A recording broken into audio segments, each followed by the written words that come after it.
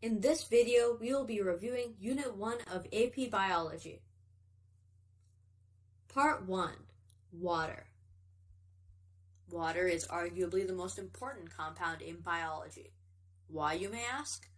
Well, that has a lot to do with how water is polar. Water is a polar molecule.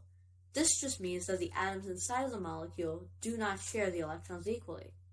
In this case, the oxygen hoards all the electrons to itself, giving the oxygen a slight negative charge and the hydrogens a slight positive charge. This allows the water molecules to form weaker bonds with other molecules, called hydrogen bonds. For example, a hydrogen atom could bond with a nitrogen atom, or another water molecule. These bonds are also called intermolecular bonds, and they explain the 5 main properties of water: cohesion, adhesion, surface tension, high specific heat, and dissociation, also known as cached. Cohesion is when water forms hydrogen bonds with itself, causing water droplets to form. Adhesion is when water forms hydrogen bonds with a solid surface. Capillary action is an example of this, as it is caused by the water molecules bonding to the sides of a tube and pulling each other up. Surface tension is when a thin surface is formed on the surface of water by the water lattice and allows for bugs to walk on water. High specific heat refers to the water's ability to hold large amounts of heat in its hydrogen bonds, and this is why it takes so much energy to make water boil, or why sweating is so effective at cooling you down. Dissociation refers to how water is an amazing solvent. Basically, it refers to how water can break up salts. Part 2. Elements. Organisms are made up of matter, which are made up of elements, substances that cannot be broken down further by chemical reactions. 6 elements make up most living things: carbon, hydrogen, oxygen, nitrogen, phosphorus, and sulfur, or chumps. Compounds are substances that cannot be broken down further by chemical reactions, because they're made up of 2 or more elements that are in fixed ratios with one another. For example, water is made up always of 2 hydrogens to 1 oxygen. An element's properties are retained by the smallest unit of mass, called an atom. The subatomic particles that make up an atom are protons, positively charged, neutrons, which are neutrally charged, and electrons, which are negatively charged. The atomic number is determined by the number of protons in the nucleus. There are 6 for carbon. The atomic mass number is the sum of the protons and neutrons in the nucleus, and isotopes are 2 atoms with the same number of protons, being the same element, but have a different number of neutrons, having a different mass number. Radioactive isotopes are isotopes which are unstable, or basically that they decay spontaneously and release energy. Electrons have these things called potential energies and energy levels. An electron's potential energy is also known as an electron shell. When electrons absorb energy, they move up an energy level, and when they release energy, they move down one. Carbon is the building block of the major macromolecules: carbohydrates, lipids, proteins, and nucleic acids.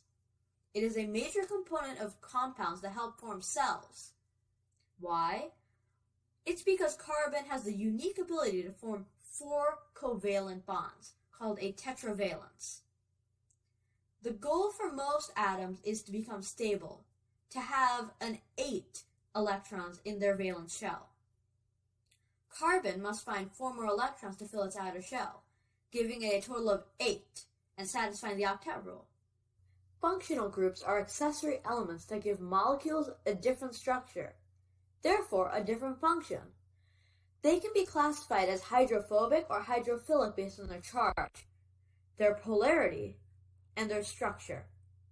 A hydroxyl group is a hydrogen bonded to an oxygen, OH, attached to the carbon skeleton, and is found in alcohols. A carbonyl group is a carbon double bonded to an oxygen. It can either make an aldehyde if it's on the end of a molecule, or a ketone if it is somewhere else. and it is polar. A carboxyl group is a combination of a carbonyl and a hydroxyl group, and it is generally acidic. An amino group is a nitrogen bonded to two hydrogens and one carbon atom. They make amines and are alkaline, or bases.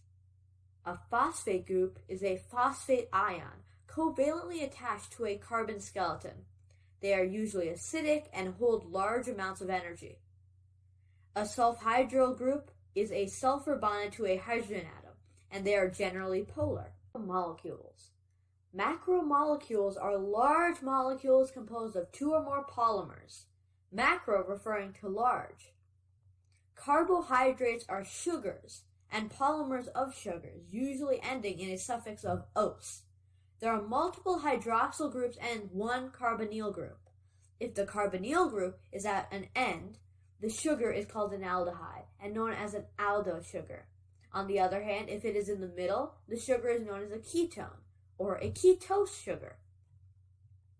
A monosaccharide, or a simple sugar, generally has the formula that is a multiple of the unit C6H12O6, or a 1:2:1 ratio of carbon, hydrogen, and oxygen.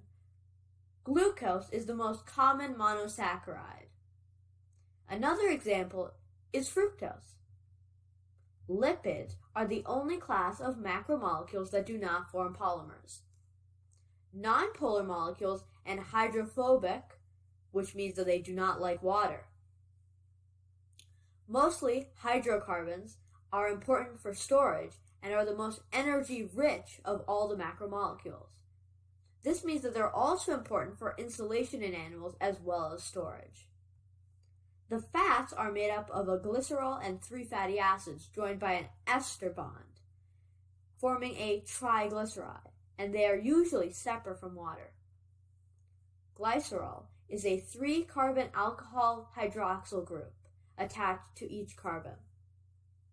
Fatty acids are long chains of carbons attached to a carboxyl group and can be saturated or unsaturated.